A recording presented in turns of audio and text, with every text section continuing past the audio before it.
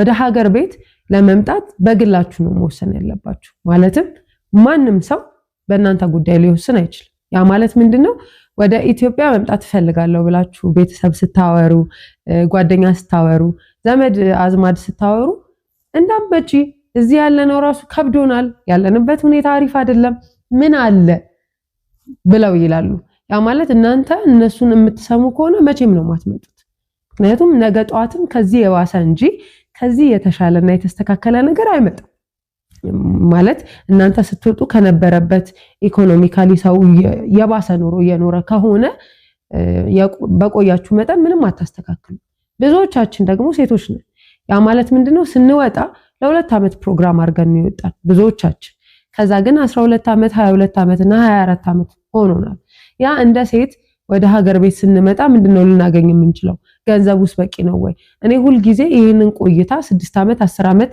5 አመት የሚለውን ሳስብ ወደ አይምሮዬ ምን ይመጣል መሰላችሁ አንድ ወንጀለኛ የሱን ወንጀል እኔ ወስጄ ወይ ደግሞ እኔ ነኝ ግጭትም ኮነ እኔ ነኝ ይሄን ግጭት የፈጸምኩኝ ወይ ደግሞ ይሄንን አክሲደንት እኔ ነኝ የፈጸምኩ ሰው የገጫውት የገደልኩት እኔ ነኝ ብዬለት ብታሰር ለቤተሰቦችሽ የኔን ቦታ 5 አመት ወይ 4 አመት ታሰሪልኝ እኔ 2-3 ሚሊዮን ሰጣቸዋለሁ ቢል እሻልልም ስደት እንደዛ ነው ለኔ ፈቅደን የታሰርንበት ቦታ ነው ደግሞ ለ4-3 ሚሊዮንም አይደለም ሚሊዮንም ላይ ሞላ ይችላል በ4-5 አመት ቆይታችን ወደዚህ ስንመጣ ከመምጣታችን በፊት የጊዜ ፍሬም ስናስቀምጥ የምንጠይቀው ሰው ኑ ስላለ ወይ ደግሞ አትምጡ ስላለን ሳይሆን መምጣት ያለብን ለመምጣት ምንድነው የሚያስፈልገን ታውቃላችሁ ለመሄድ ምን ያስፈልግ እንደነበረ ፓስፖርት ከዛ በኋላ ደግሞ ቪዛችንን ያው ከኤጀንት ነው ወደ ኤጀንሲ መሄድ ከኤጀንሲው ጋር ምን ሄደውን ሀገር መምረጥ ምናምን ወዘተ ሜዲካል ምርመራ አንዱ ነገር እንኳን ባይስተካከል እንደማንሄድ ታውቃላችሁ ስለዚህ ስንሄድ ይሄን ያክል ፕሮሰስ ምናረግ ከሆነ ስንመጣም እንደዚህ አይነት ሂደቶች ያስፈልጉናል እጃችን ላይ ፓስፖርት ስላለና ትኬት መቁረጥ ስለቻለን ብድግ ብለን ወደ ሀገር ቤት መምጣት አንችልም ምክንያቱም የወጣንበት አንድ ዓላማ አለ የመጀመሪያው ያንን ዓላማ አለመዘንጋት ወደ ሀገር ቤት ልመጣ ነው በቃ ልመጣ አስቤያለሁ ስትሉ ስንት አለሽ ምን መስራት አስበሻል ከሚሉ ሰዎች ጋራ ከመወያየት በላይ ለራሳችሁ ስንት አለኝ ምን ሞያ አለኝ ለምሳሌ ማዳም ቤት ያለን ወይም ደግሞ ኮንትራት የምንሰራ ብዙ ጊዜ እኛ ሀገር ያልተለመዱ የምግብ አሰራሮች እናውቃለን በጣም ጎበዝ ነን ጽዳት እናውቃለን መኪናዎች ጭምር እናጥባለን ያ ማለት እዚህ መተን ላባጆብን ከፍት መስራት እንችላለን ማለት ነው ስንመጣ ግን ያንን የያዝነው ነገር እንደሞያ ልንቆጥረው ይገባል እንደ አንድ ፕሮፌሽን በቃ እኔ ጎበዝ ነኝ ምግብ ማብሰል ላይ በጣም በትንሹ ወደ ምግብ ስራ ብገባ ቀጥታ ወደ ምግብ ስራ ብገባ እንደገና ደግሞ ለ5ም ለ10ም ለ20ም ሰው ዴሊቨሪ ይዤ ብዙር ብሰጥ ቀጣይ ምን ማድረግ እችላለሁ እንዴት መስፋት ይችላል እርግጠኛ ነኝ ጎበዝ መሆኔን ማብሰሌን ሀገር ቤት ይሄንን ስራ በሰራ እንደማያዋጣ የሚለው እናንተ ናችሁ ከራሳችሁ ጋር መማከር ያለባችሁ ሌላው ወደ ኢትዮጵያ ከመምጣታችሁ በፊት ራሳችሁን ዝግጁ ማድረግ ካለባችሁ ነገር ተጨማሪ ከሰዎች አለመጠበቅ ስመጣ ቤተሰብ ጓደኛ ዘመድ ለእናንተ የሚሰጣችሁ ነገር ከሌላው ስፔሻል እንዲሆን አትጠብቁ ስለሰጣችሁ ማንም አይወዳችሁ ማለት መስጠታችሁ ተቋርጧል ስትመጡ እኮ ተቋርጧል ስለዚህ እዛ ያላችሁ የህይወቴ እንትን አንቺ ነሽ ያላንቺ ይሄ ቤት አልቆመም የዚህ ቤት ምሰሶ ነሽ ምናምን የተባለው ያኛው ኔትወርክ እዛ ስትሆኑ ነው ብሉቱዝ እንኳን ከስልክ ጋር የሚገናኘው ካለው ቅርበት አንፃር ነው ልክ ሲርቅ ግን እየተለያየ ነው የሚመጣ እናንተ ከዛ ገንዘብ ላይ ተነስታችሁ ስትመጡ አይ በቃ አሁንም ትቻለሽ ታስፈልጊያለሽ ትጠቅሚያለሽ ሀገርሽ ስሪ ላትባሉ ትችላላችሁ ደግሞ ልትባሉም ትችላላችሁ ተባላችሁም አልተባላችሁም ግን ውሳኔው የእናንተ ነው ስትወጡ ሰው ወስኖላችሁ ቤተሰብ ወስኖ በእናንተ ህይወት ላይ ሄዳችሁ ሊሆን ይችላል አሁን ግን በራሳችሁ መወሰን ልመዱ እናንተ የውሳኔ ሰው መሆን አለባችሁ ሁለተኛው የያዛችሁት ገንዘብ ምን ያህል ያሰራኛል የሚለውን ስታስቡ በጣም ትንሽ ሊሆን ይችላል ግድ የለም ግን ለመጀመር ይበቃል ምክንያቱም ይዛችሁ ያሳባችሁት ገንዘብ 1 ሚሊዮን 2 ሚሊዮን ቢሆን ያንን 2 ሚሊዮን እስኪጠራቀም 10 አመት ከምትቆዩ እጃችሁ ላይ ያለው 200 ሺህ ይዛችሁ ብትመጡ ቅድም እንዳልኳችሁ በጣም ጥቃቅንና አነስተኛ ስራዎች አሉ ከዛ መጀመር ትችላላችሁ ሌላው ደግሞ ቫኬሽን ወደ ሀገር ቤት እንዳትመጡ። ለምን እኔ ሳትኩትን ነው የምነግራችሁ። ለቫኬሽን ሀገር ቤት ስትመጡ 2 ዓመት የሰራችሁትን ብር ይዛችሁ ትመጣላችሁ። በእርግጥ ስትመጡ ዝም ብላችሁ ላትመጡ ትችላላችሁ። መሬት ልገዛ ነው፣ ባጃጅ ልገዛ ነው፣ ታክሲ ወይ ገዛለሁ ነው ብላችሁ ነው የመጣችሁት። ከዛ ተመልሼ ከሄድኩ በኋላ ያንን መሬት ቤት እሰራበታለሁ። ስትመጡ የምትጠብቁትን አይነት መሬት ላታገኙ ትችላላችሁ። እውነቱን ስነግራችሁ ደላላዎችም ሆኑ ቤተሰብም ሆነ በዙሪያችሁ ያለ ሰው አቅም አላችሁ ብለው ስለሚያስቡ በጣም ውድ የሆነ እናንተ አፎርድ ማድረግ መክፈል የማትችሉትን መሬት ሊያሳያችሁ ይችላል። በፍጹም ያኔ ተስፋ እንዳትቆርጡ። በቃ አሁን ብሩ መሬት መግዛት አልቻለምና አጥፍቼው ተዝናንቼ ልሂድ ብላችሁ 2 ወር ተዝናንታችሁ የ2 ዓመት ብራችሁን ጨርሳችሁ አትመለሱ። ቫኬሽን ለእናንተ የሚሰጠው ምንም ጥቅም የለም። ነገ በሀገራችሁ እኮ ሰርታችሁ ሌላ አውሮፓ፣ አፍሪካ ሀገራት ለቫኬሽን ትሄዳላችሁ። ወደ ሀገር ቤት ቫኬሽን የለም። ሰው እንዴት ወደ ራሱ ሀገር ቫኬሽን ይመጣል? ይሄንን ከግምት አስገቡ። ሶስተኛው ደግሞ ሳልላችሁም አላልፈው አቅማችሁን እወቁ። ማለት ትችያለሽ አትችይም ስለተባላችሁ አይደለም። ወይ ደግሞ የሆነ ዘርፍ ይሄ እንመጣለን ወይ ፀጉር ቤት እንከፍታለን እንመጣለን ወይ ግሮሰሪ እንከፍታለን ማለት ይሄ ነገር ያበላል። በደንብ ቆም ብላችሁ አስቡ። ለመቀጠር ሞክሩ። አንዳንድ ስልጠናዎችንም ለመውሰድ ሞክሩ። እንደገና ደግሞ ወጪና ገቢያችሁን አመጣጡ። ስትመጡ ምንም ገቢ የላችሁ። በአጠቃላይ ተቀማጭ ገንዘብ እንኳን ቢኖር ወጪ ብቻ ነው ያለባችሁ። ስለዚህ ይሄ ሚሪንዳ ጠጥተን በላዳ ሄደን ከአንድ ወር በኋላ ተመልሰን በእግርም ቢሆን እንሰደዳለን እንጂ አንቀርም። ይሄንን ሎጂክ እንኳንኛ ሐረቦች ያውቁታል፣ በደንብ አውቀውታል። ወደ ሀገር ቤት ስንመጣ እንደማንቆይ እንደምንመለስ እንደምንጎሳቆል እንደማይመቸን አውቀውታል። ያ ያልተመቸን ያ እንደዛ የሆነው ገንዘቡን አጥፍተን እኛ ደግሞ ራሳችንን ሳንሆን ማዳም ቤት ዩኒፎርም ለብሰን እስከ ሌሊቱ ሰርተን ምናምን ከቆየን በኋላ በጣም የሚያምር ፎቶ እየተነሳን የሷን ባክግራውንድ ደስ የሚሉ ነገሮች ላይ ተደግፈን ፎቶ ተነስተን የሚገራርም መኪና ላይ ራፍት ስንወጣ ፎቶ ተነስተን ለቀን የለንም ስንል እኛን አይረዱም። ስለዚህ ያለንበትን ለምሳሌ ብር ስትባሉ አልችልም እንደዚህ ፕሮግራም አድርጌያለሁ። ምናልባት ለቤተሰብ ጨክኖ አይደለም። የመጀመሪያ ዓላማችን ቤተሰብን ለመለወጥ ነው። ግን በምንድን ነው የምንለውጠው ነው? ምክንያቱም በዓል ስለደረሰ በግ፣ ዶሮ፣ ቅርጫ እኛ ስንሄድ እኮ ወይ 1 ዶሮ ታርዶ ወይ 2 ዶሮ ታርዶ የሚበላ ፋሚሊ እኛ ከሄድን በኋላ እኛ ዛ ስለሆነም ብቻ በጉ ላይ ዶሮ ላይ እንደገና አረብ ሀገር ልጅ አላት ሲባል የእውነት የታዘብኩትን ዶሮ አለ፣ በግ አለ፣ ከዛ ቅርጫ አለ። ምንም ነው ጥቅም የሌለው ማለት ቀጣይነት የሌለው ግን ደግሞ ጭራሽ በዓል መጣች ማለት ከጥላቻ አይደለም እንዳንመጣ የምንፈልገው ከምንሰጠው ነገር አንፃር። ያንን ግን ቅድም እንዳልኩኝ እድሜያችንን ሰተን ነው የምንቀበለው። 4 ዓመታችንን 10 ዓመታችንን 8 ዓመታችንን ሰተን ያገኘነው ገንዘብ የበግ መግዣ የዶሮ መግዣና የቅርጫ መግዣ ሊሆን አይገባም። መደበኛ የሆነው ኑሮ እንዳለ ሆኖ ምናልባት ህይወታቸውን የሚቀይር ነገር ማድረግ ቀላል የማይባል ነገር ሊሆን ይችላል። ለምሳሌ ቤተሰብ ያለበት ሁኔታ በሽታ ቢኖር ህመም ቢኖር እንደገና ደግሞ ለመማር አቅም ባይኖራቸው መልበስ ባይችሉ ግዴታችን ነው ከሀገር ወተን ህሊናችንም ስለማያርፍ። ከዛ በዘለለ ግን ኤክስትራ የሆነ እነሱን የሚያቀብጥ ነገር ለልጆች አይደል እንዴ ተሰደድኩኝ ይሄን ይብሉ ነጭ ጤፍ ጥቁር ጤፍ ይብሉ እንትን ይብሉ እያንዳንዱ ወራዊ ደሞዛችንን እያሰጠን የምንቆይ ከሆነ አንመጣም ዘላለማችንን እዛው እንኖራለን ብንል እንኳን እንሞታለን። በቃ ልትረሱት የማይገባው እዛ በቆየን ቁጥር መሞትም አለ። ስለዚህ እነዚህ ቤተሰቦች እኛ መጀመሪያ ያስለመድናቸውን ነገር ሲያጡ እኛም ማጣት ብቻ ሳይሆን የለመዱትን ነገር ማጣት ምን ያህል እንደሚያጎሳቆላቸው ምን ያህል ከመጀመሪያ የከፋ ችግር ውስጥ እንደሚከታቸው ልናስብ ይገባል። ሌላው ደግሞ ኮምፒቲሽን ወይም ደግሞ ይሄ ውድድር። አረብ ሀገር ያለች ሴት ለእናቷ ቀለም ስላስቀባች ቁምሳጥን ስለገዛች ሶፋ ስለተቀየረ ግዴታ አይገለብሽም የሶፋ ብር የመላክ የቀለም ብር የመላክ። ምክንያቱም ከእድሜሽ ላይ ተቀንሶ የተቀባው ቀለም አንቺ እስክትመለሽ ድረስ ያረጃል። ስለዚህ ማወቅ ያለባችሁ የሆነ እየሰጣችሁ መወደድን ማጠራቀም መጨረሻ ከባድ መጠላትን እንዳትቋቋሙ ነው የሚያደርገው። እኔ ያጋጠመኝን ልንገራችሁ። ሁላችንም ወደ ኢትዮጵያ ስንመጣ ለምሳሌ እኔ ስመጣ በእኔ ውሳኔ አልመጣሁም። ከዚህም በፊት አወርቻለሁ። ጓደኛዬ ምክንያቱም እኔ መኖሪያ ፍቃድ የለኝም፣ እህቷ መኖሪያ ፍቃድ አላት። እሷ ወደ ሀገር ቤት መሄድ የምፈልገው ምህረት ስትሄድ ነው አለች።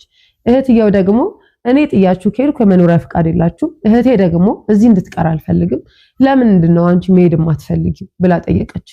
በቂ መልስ አልነበረኝም። እዛ የነበርኩበት ሀገር የነበረውን ስራ ገንዘብ ማግኘት ምናምን ተመችቶኝ ስለነበርና ወስኜ ስላልነበረ ወይ ደግሞ ለመምጣት ተዘጋጅቼ ስላልነበረ ዝግጁ አይደለሁም ነበር ያልኳት። ታዲያ ግን ጓደኛዬ ከሷ የሚበልጥ ነገር የለም፣ ከሷ ጋር አብረን ብንመጣ ይሻላል፣ እዚህም አብረን ብዙ ስራዎች እንሰራለን፣ ከአንድ ሁለት ይሻላል በሚል እምነት ተነስቼ መጣሁ። የመጀመሪያው ወደ ሀገር ቤት ስመጣ 23 ዓመት እንኳን አልሆነኝም። ሁለተኛው ጓደኛዬ በደንብ እኔን ዶሚኔት ወይ ደግሞ እሷ የምታመጣቸውን ሐሳቦች እቀበላለሁ። ምክንያት ከጠየቃችሁኝ ባለውለታዬ ናት። በረዶ ላይ በተጣልኩ ሰዓት እንደገና ሀረቡ አምጥቶ መንገድ ላይ እኔን ጥሎኝ በሄደ ሰዓት የተቀበለችኝ ወደ ቤቷ ያስገባችኝ ስራ የፈለገችልኝና ያስቀጠረችኝ ናት ብዬ ስለማስብ ለሷ ውለታ ምላሽ የነበረው ውለታ አይደለም፣ ራሴን መስጠት ነው። ስለዚህ ወደ ሀገር ቤት መጣ።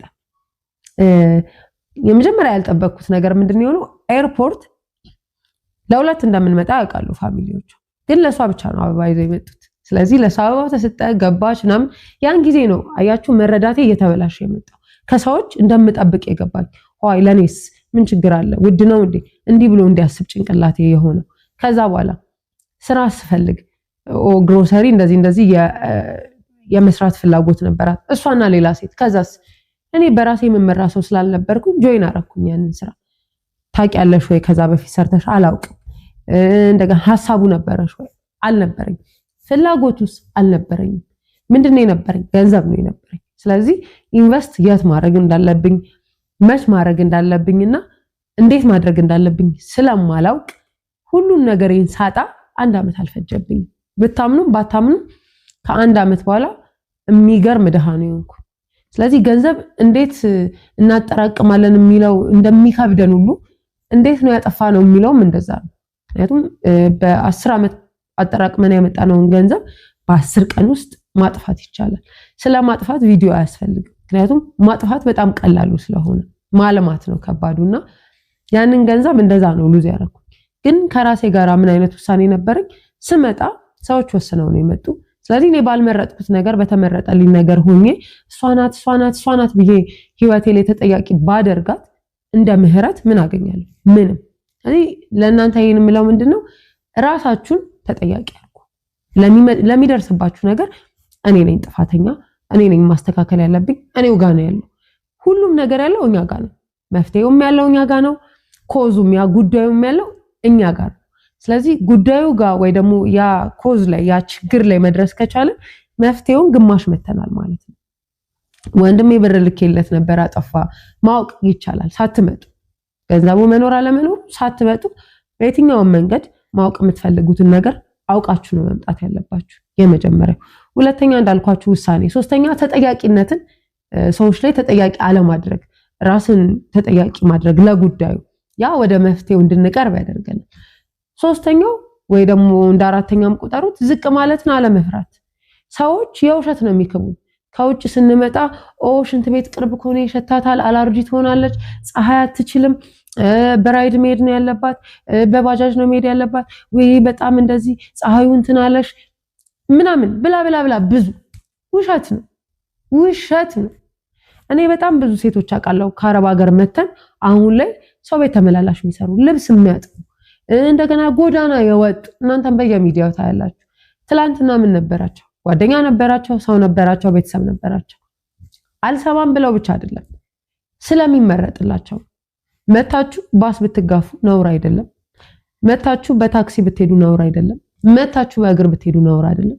ሌላው ደግሞ ይዛችሁ የምትመጡት ነገር ለምሳሌ ልብስ፣ ጫማ፣ ወርቅ፣ ሌላም ነገር አስፈላጊ ሊሆን ይችላል፣ መሰረታዊ ሊሆን ይችላል። ግን በዚህ ልክ ኤክሰስ ሊሆን አይገባም። 2 ሻንጣ ዕቃ በጣም በቂ። የእናንተ ልብስና ጫማ ሰታችሁ ቤት ለቤት ነው የሚያደርጉት። ኢቭን ለምንድን ነው እንዲያደረግከው ወይ ደግሞ ለምን እንዲያደረግሽ፣ ለምን ስልኩን ሰበርሽ፣ ለምን አንዴ ሰተሽናል አይመለከትሽም ልትባይ ትችላለሽ። ወይ ደግሞ ካርቶን ነው ደግሞ ለካርቶን ደግሞ ለሰልባጅ ደግሞ ማዳም ለጣለችው አይደለም። ማዳም አንድ ዕቃ አትጥልም። እኔ እስከማውቀው ገንዘባችንን አውጥተን እኔ ልብስ ቤት ሰራ ነበር። ስለዚህ ወደ ሀገር ቤት ሊመለሱ ሲሉ መተው ሾፕ ያደርጋሉ፣ ልብስ ይገዛሉ ከማዳም ጋር። ያ የሚገዙት ብር የ5 የ6 ወር የተጠራቀመ ደሞዝ ብር ሲመጡስ ወይ የአረብ ሀገር ልብስ ተብሎ አይወደድም ወይ ቤት ለቤት ነው የሚለብሱት። አንድ ሴት ከአሜሪካ መታ ለእናትሽ ወይ ለእህትሽ ወይ ለቤተሰብሽ አንድ ስካርቭ ሰታ ብትሄድ ቁም ሳጥን ውስጥ እንደ ባንዲራ ነው የሚቀመጠው። ባንዲራ ነው በቃ ይሄ ከአሜሪካን የመጣ ነው፣ በጣም በቃ ስለምትወደኝ አስታውሳኝ ይዛ መጥች የእንትና ልጅ ትባረክ እድሜዋ ይባረክ ነው የሚባለው። ያንቺስ ከሰል ነው የምታቀጣጥልበት። ያንቺስ አትፈልገውም። ብርሽን ይዘሽ ነው መግዛት ካለብሽ እዚህ ሱቆች አለ፣ ልብስ ቤት አለ፣ ሼን ኦርደር አለ፣ እንደገና ደግሞ ገበያ ላይ ልብስ አለ፣ የቦንዳ ልብስም አለ። በነገርሽ ላይ ካንቺ ልብስ የቦንዳ ልብስ በጣም ቫልዩ አድ ያደርጋል ኢትዮጵያ ውስጥ። ይሄን ልታውቂ ይገባል።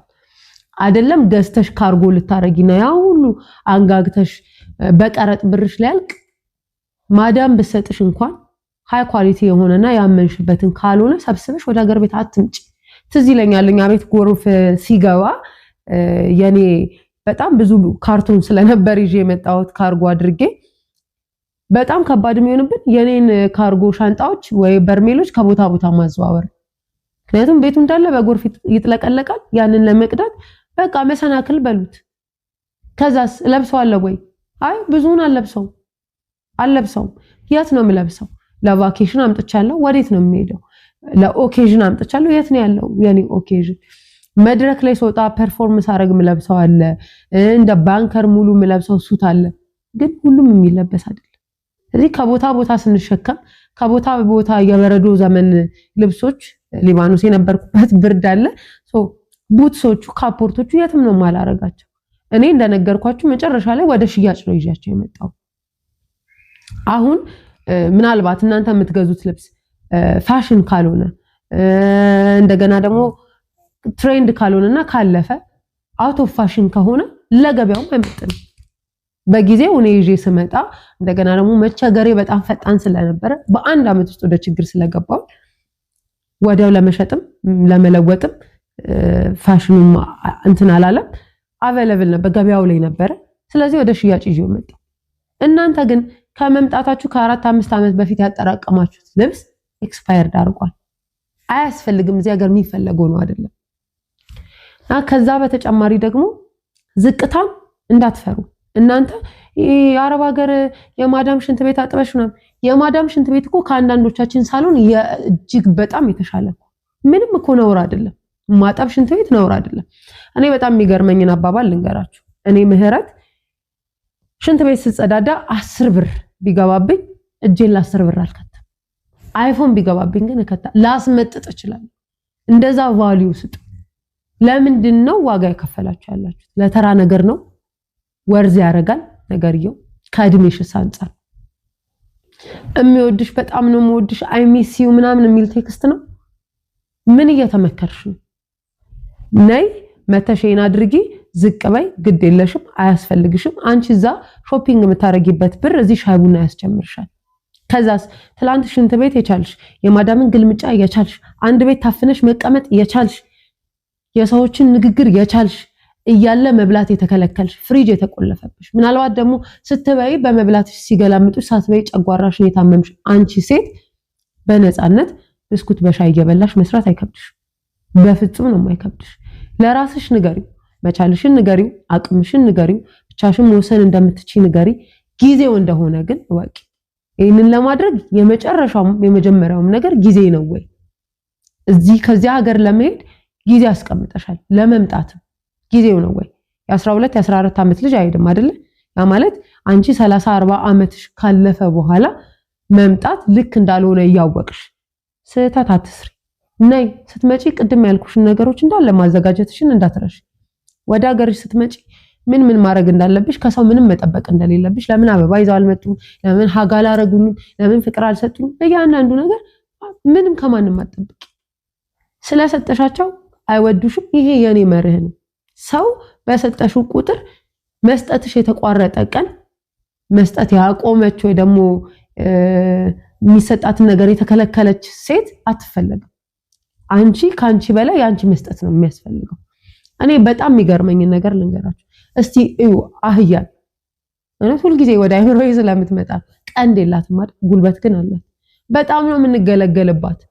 ግንስ ለምንድነው ታዲያ በሬን ማንገለገለው? ለምንድነው ማንጋልበው? ለምንስ ነው ማናስለፋው? ቀንድ ስላላት ነው፣ አቅም ስለሌላት አይደለም።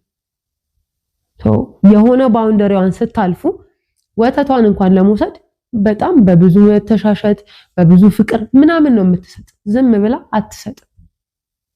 አህያ ግን ሰታም ምስጋናም አታም። ስለዚህ በህይወታችን ውስጥ የውሳኔ ሰው መሆን አለብን። ቀንድ ሊኖረን ይገባል። ቀንድ ያስፈልገናል። የሆነ ነገር ላይ ልንዋጋ ይገባል። መከልከልን ካወቅን መከልከል መቻል አለብን። ማንን ነው የምንከለክለው? የት ነው የምንከለክለው? ለምንድን ነው የምንከለክለው? በደንብ እናውቃለን። የከለከሉንን እንከለክላለን። በራሳችን ላይ አንደራደርም። በእድሜሽ ላይ እንዳትቀልጅ። 30 ዓመት 35 ዓመት እኔ እንደውም ትዝ ይለኛል ሲሄድ 17 ዓመቴ ነው ብያቸዋለሁ አይደለ? ይሄ ዲፖ የሚባለው አሁን በጣም ብዙ ጊዜ ሁሉንም ነገር ሳወራ የሚደነግጡ ሰዎች ይኖራሉ። እኔ ግን እናንተን ከጠቀመ ከማውራት ወደኋላ አለ። ዲፖ ጄል ያስደርገው ነበር የ3 ወር። በጣም አሁን ሳስበው ለካ እዛ ሄጄ ስለሚደርስብኝ ጥቃት ሳይሆን የሚያሳስበው ኤጀንሲውም ቀጣሪም እኔ ያንን ነገር ሉዝ አድርጌ የነሱን የላኩትን ቪዛና ያወጡትን ለኤጀንሲ ገንዘብ ላለማጣት ኤጀንሲውም ደግሞ ከ3 ወር ቀደም ብሎ የሆነ ነገር ሀፕን ቢያደርግ ወደ ሀገር ቤት ከተመለስኩ በኔ ቦታ በነፃ ሰው ስለሚቀይር ያንን ላለማድረግ ነው። ስለዚህ ሜንታሊ፣ ኢሞሽናሊ፣ ፊዚካሊ አቢዩዝ እንደረጋለን። እግዚአብሔር ጠበቀኝ። ለምሳሌ ፓድ ታስቀምጥልኛለች ሴትየዋ፣ እኔ መጠቀም አልችልም። ለምን? በትክክል የወር አበባዊ መምጣት ስለቆመ። ለምን እንደቆመ እንኳን አላውቅም። አስወግተኝ በነበረው ዲፖ እንደሆነ ያወቁት ሀገር ቤት ስመለስ ነው። አላዩ ላይ አውርቻለሁ። ያልሰማችሁ እየደገምኩኝ ነው። ሌሎችስ የ3 ዓመት የ5 ዓመት አስቀብረው የላኩ ከዛስ ጨርሰን መጥ እግዚአብሔር ጠበቀን እንበል። መደፈርም አያጋጥምሽ፣ አቢዩዝም ሳትደረጊ ሜንታሊሽም ሰላማዊ ሆኖ መጣሽ እንበል። ከዛ በኋላ ነገ ትዳር ስትጀምሪ በቀላሉ እንዳትወልጂ ትሆኛለሽ። ምናልባት ኢትዮጵያ ውስጥ በ29 በ30 ዓመቷ ያገባች ሴት ባገባች በአንደኛው ዓመት ልጅ ወልዳ አንቺ በ27 26 ላይ ማግበተሽ እስከ 30 ቢልልሽ ይችላል። ድካሙስ? እኔ ጓደኛ አለችኝ 3-4 ጊዜ አፖርሽን ያረጋት። ምክንያት ብላችሁ ከጠየቃችሁ ከአቅማችን በላይ ጉልበታችንን ስላጣ ሰውነታችን መቋቋም ስለማይችል እርግዝና መቆየት ከኛ ጋር እንዳይችል አፖርሽን እንዲያጋጥም። እንደውም አንድ ሳይኮሎጂስት እያወራች ነበር ላይቭ ላይ ከኔ ጋራ ብዙ ጊዜ ትገባለችና እኔም አንድ ፋሚሊ እንደዚህ ያለችኝ ብላለች። 7 ወር ብቻ ነው ጽንሱ መቆየት የሚችለው። ከዛ በሲኤስ 7ኛው ወር ላይ ነው እንድትወልድ የሚደረገው። ጽንሱ እየከበደ በመጣ ቁጥር መቆየት ስለማትችል መውለድ በትክክለኛው መንገድ ስለማትችል ይሄንን ሁሉ ነው ያጣነው። እኔ መታሰር በጣም እኮ ቀላል ነው። ታስረን ምናልባት የምንፈልጋቸውን ነገሮች እናያለን፣ መጻፍ እንችላለን፣ ሐሳባችንን አንሰረቅም። ትላንትና ግንባራችንን ስማ አቅፈው የሸኙን ቤተሰብ አሁን ስንመጣ በዶሮ ነው አቀባበል የሚያደርጉላችሁ። 2-3 ቀን ምንም ነገር መናገር አትችሉም። በቃ ሴሌብሬት እየተደረገ ነው። እንኳን ደህና መጣሽ ነው። ዘመድ ይመጣል። በቃ ሻንጣው እስኪከፈት በርሜል እስኪፈታ ሁሉም የድርሻውን ይይዛል። 4ኛ 5ኛ ቀን ብሬን አምጡ እንዲህ ማድረግ እፈልጋለሁ ስትሉ ጀመራቸው። ከአረብ ሀገር መጥቶ ጤነኛ አናውቅም ነው የምትባሉት። ለምን? ማንም ተነስቶ ህፃን ልጅን በከረሜላ እንደሚያታልል እናንተ በዶሮ ወጥና በአጉል ናፍቆት፣ በአጉል ፍቅር፣ በአጉል ወድሻለሁ ልትታለሉ አይገባም በፍጹም። ይሄ ነው ልላችሁ የምፈልገው። ከመምጣታችሁ በፊት ማወቅ አለባችሁ የማስባቸውን ነጥቦች አንስቻለሁ። ሌሎች ደግሞ እኔን የረዱኝን ወይ ደግሞ እኔን የጎዱኝን በሌላ ቪዲዮ እናወራለን። ከኔ ጋራ ከኖርኩት እንጂ ከተማርኩት አይደለም። ስለዚህ እንማማራለን። በጣም ነው